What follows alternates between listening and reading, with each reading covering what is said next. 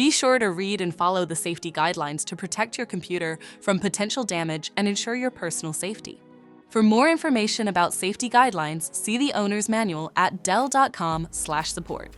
Before you begin, turn off the computer and disconnect all the attached peripherals. To enter service mode, press and hold the B key on the keyboard and then press the power button.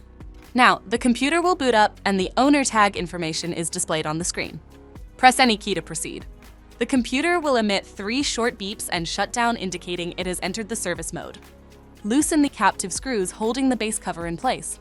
Using a plastic scribe, pry the base cover from the palm rest assembly, starting at the top edge and working your way around to release it from all sides. Now lift the base cover from the palm rest assembly.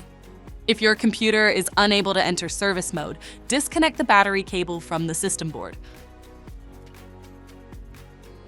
Identify the wireless module and unlatch it.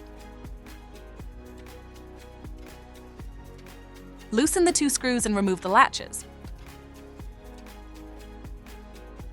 Disconnect the cables and lift the module out of the system.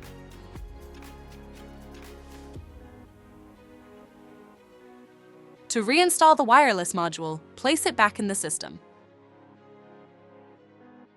Reconnect the cables and reinstall the latches.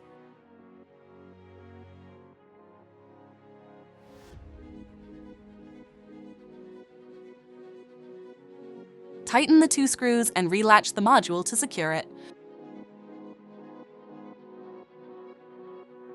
If the battery cable was disconnected earlier, make sure to reconnect it to the system board.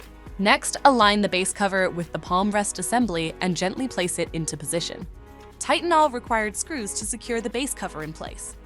To exit service mode, connect the AC adapter and press the power button.